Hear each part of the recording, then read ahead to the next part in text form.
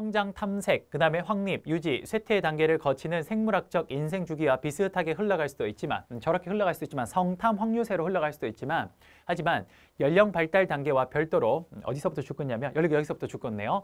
연령 발달 단계와는 별도로 특정 단계가 길어지거나 이전 단계로 다시 되돌아갈 수도 있다. 오케이. 대표적인 예가 있네요. 줄을 끊지 맙시다. 예를 들어 40대 중반에 하던 일을 멈추고 다시 새롭게 일을 하면 뭐가 됩니까? 그렇죠. 하는 경우에는 확립 단계에서 탐색 단계로 다시 돌아가게 된다. 그렇죠. 뒤쪽으로 뒤로 빽하게 되겠네. 오케이. 이런 것도 재수나 그냥 가볍게 하나 볼게요. 됐습니다. 그 다음에 고트프레드슨의 이론 보도록 할게요. 여러분 고트프레드슨 이론 옆에는 괄호 열고 이렇게 적어볼게요. 뭐라고 적냐? 직업포부 발달 이론이라고 적을게요. 직업포부 발달 이론. 여기 있는 직업포부 발달 단계. 자, 이쪽으로 우리 PD님 잠깐 와볼게요. 우리 친구들이랑 같이 보게. 고트프레드슨 여러분들 거기 옆에다가 직업포부 발달 이론이라고 한번 적어봅시다. 오케이.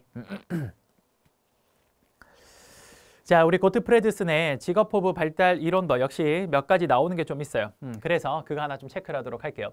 첫 번째, 만약에 여러분들 시험 문제 고트프레드슨에 대한 걸 물을 때 어떻게 나오냐면요. 어떠한 이론 중에 제한 혹은 타협, 제한 타협과 관련된 이론 혹은 이걸 다른 말로 한계 절충이라고도 이야기를 합니다. 그러니까 만약에 보기 선지에 제한 타협 혹은 한계 절충이란 말이 이렇게 딱 나오면 뭡니까? 그렇죠. 고트프레드슨의 뭡니까? 직업 발달 이론이 됩니다. 직업포부 발달 이론. 오케이? 그거 체크 하나 하시면 돼요. 오케이? 요거 제한과 타협이 뭔지는 잠깐 이따 설명할게. 일단 요게 첫 번째 포인트고요. 첫 번째 포인트.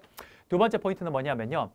고트프레드슨의 직업포부 발달 단계를 묻습니다. 그 단계가 4단계가 있는데 이 4단계가 아닌 것은 이라고 자주 나와요. 자주. 그래서 첫 번째 뭡니까? 힘과 크기 지향성. 두 번째 성역할 지향성. 세 번째 사회적 가치 지향성. 마지막 내적 고유한 자아 지향성이라고 합니다. 됐습니까? 그러니까 시험은 요 파트 하나로 나올 거예요. 오케이? 그러니까 그렇게 두 가지로 여러분들이 체크해 주시면 됩니다. 이해되십니까? 오케이? 자, 그러면 지금부터 각각의 내용이 뭔지를 한번 설명드려 보도록 할게요. 자, 다시 이쪽으로 와볼까요? 자, 한번 봅시다. 고트프레드슨의 한번 해볼게요. 자, 한번 진행해 봅시다. 고트프레드슨의 뭐 할 겁니까? 직업포부 발달 이론 지금부터 할 건데 줄을 좀 끌게요. 첫 번째 개요. 자, 여기서부터 줄을 끌게요. 저기 있는 자아 개념. 자, 고트프레드슨의 직업 발달 이론, 직업포부 발달 이론은요. 자아 개념이 발달하며 점차 포부의 한계를 설정하는 방향으로 진행된다. 여기 줄을 끌게요. 오케이. 그래서 고트프레드슨의 직업포부 발달 이론의 가장 중요한 말은 뭐냐면요. 제한과 타협이에요. 그래서 이 제한과 타협에 동그라미 이렇게 안 치죠. 이렇게. 제한과 타협입니다. 자, 이게 각각 뭔지 지금부터 줄을 긋겠습니다. 자, 줄을 꺼봅시다. 첫 번째, 여기 두 번째 줄에 있는 거. 제한은 자아 개념과 일치하지 않는 직업들을 배제하는 과정이고 여기까지. 두 번째, 타협은 제한 과정을 거쳐 선정한 직업들 중 현실적인 문제를 인식해서 어쩔 수 없이 특정 직업을 포기하는 것을 말한다. 여기까지. 자, 됐습니까? 무슨 말이냐? 이거예요. 별로 어려운 거 아니에요. 고트프레드슨의 직업포부 발달 이론은 첫 번째, 사람들은 직업 선택을 할 때 뭐 하냐? 바로 제한하는 부분을 들어갑니다. 뭐냐? 여러 가지 직업군이 있잖아요. 그렇죠? 그중에 자신의 자아 개념과 일치하지 않는 것들은 배제해버립니다. 우선. 됐습니까? 그러니까 여러 가지 직업군이 있을 거 아니에요. 예를 들어서 자, 이 안에 직업이라는 게 이렇게 많이 있어요. 이렇게 많은데 자, 이 중에서 나의 뭡니까? 그렇죠. 나의 바로 아까 이야기했던 자아 개념과 일치하지 않는 직업들을 배제합니다. 예를 들어서 내 자아랑 맞지 않는 것들이 예를 들어서 요건 맞지 않아. 요것도 맞지 않아. 이것도 맞지 않아. 이런 식으로 제한을 해요. 여기에 첫 번째 뭡니까? 제한입니다. 이렇게 하면 이제 이런 것들이 남잖아. 그치? 근데 요 5가지 중에 내가 현실적인 제한 요인들이 있을 겁니다. 예를 들어서 저거는 내가 정말 하고 싶고 내 자아 개념과도 맞는데 돈이 없어서 못해. 이런 거 있잖아요. 그렇죠? 두 번째, 내가 너무 괜찮게 생각하고 내 자아 개념과도 맞는데 현실적으로 내가 능력이 안 돼서 못해. 이런 것도 있지 않습니까? 그렇죠? 그런 것들을 마지막 뭐 합니까? 현실적인 부분에서 타협을 해가는 겁니다. 그래서 그런 것들 X하면 마지막 남았는 게 그게 바로 직업이 된다. 이런 거예요. 이해되십니까? 안 어렵죠? 그렇죠? 그래요. 이게 고트프레드슨의 직업포부 발달 이론의 내용입니다. 그래서 가장 중요한 건 제한과 타협이 바로 고트프레드슨의 이론의 가장 핵심어가 돼요. 오케이? 그래요. 그게 제한과 타협이다. 됐죠? 오케이. 자, 됐어요. 그러면 이 제한과 타협을 이야기를 했는데요. 이제 그 다음 뭐 볼 거냐면요. 봅시다. 직업포부 발달 단계라는 걸 지금부터 한번 보겠습니다. 아까 제가 말씀드린 그 4단계가 이게 시험에 그대로 나오는데 한번 보도록 할게요. 역시나 제가 예제로 설명을 드리겠습니다. 줄을 한번 꺼볼까? 여기. 자, 각 단계는 주로 어린 시절을 기준으로 첫 번째 힘과 크기 지향성, 두 번째 성역할 지향성, 세 번째 사회적 가치 지향성, 네 번째 내적 고유한 자아 지향성으로 구분된다. 여기까지 됐어요? 오케이. 자, 그러면 지금부터 그 각각의 단계들이 뭘 의미하는지를 한번 보도록 하겠습니다.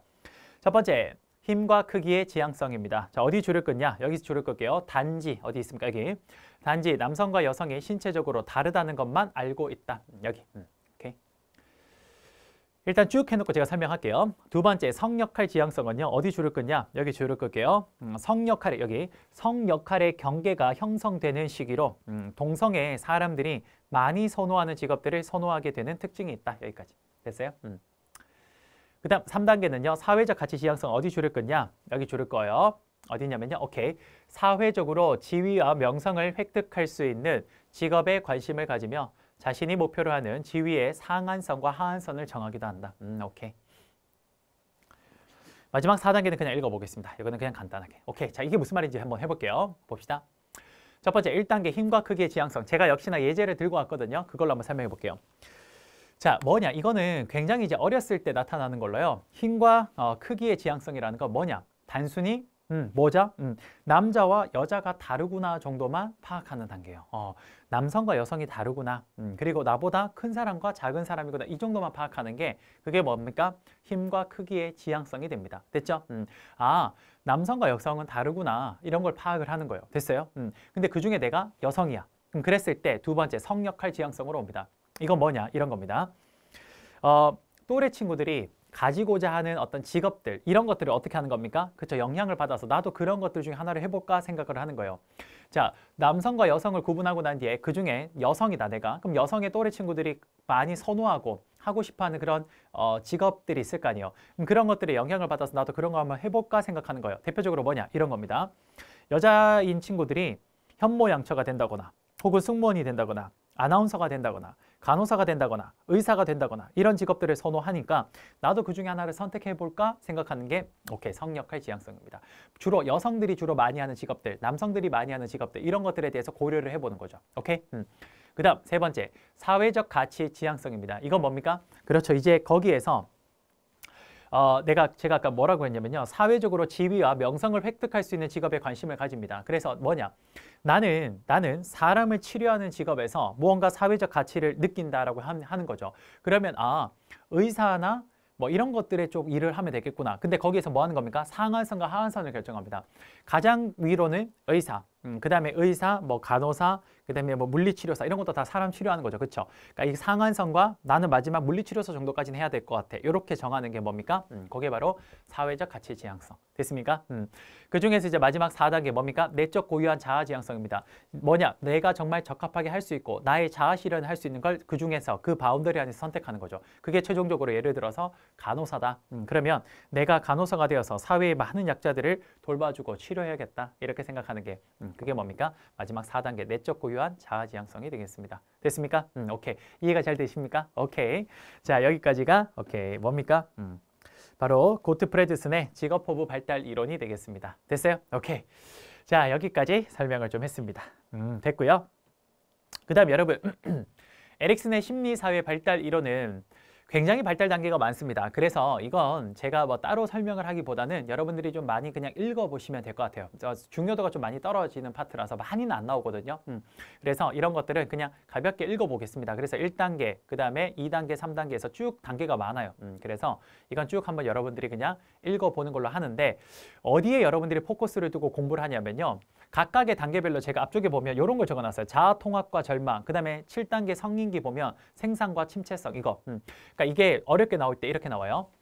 에릭슨의 심리사회 발달 이론에서 예를 들어서 7단계 성인기에서의 쟁점이 되는 게 뭔가? 그건 바로 생산성과 침체성. 보기 가면 그게 나올 겁니다. 그렇게 체크하는 게 나오는데 많이 안 나와요. 그렇기 때문에 일단은 그냥 가볍게 보는 걸로 넘어가겠습니다. 오케이? 됐어요. 자, 여기까지 설명을 했습니다. 오케이. 자, 그러면 우선 이번 시간은요. 여러분 여기서 좀 마무리하도록 할게요. 다음 시간에 이어서 우리가 타이드만과 오하라의 이론들을 다음 시간에 진행을 해보도록 하겠습니다. 여러분 수고 많으셨고요. 저는 다음 시간에 다시 찾아뵙도록 하겠습니다. 여러분 감사합니다.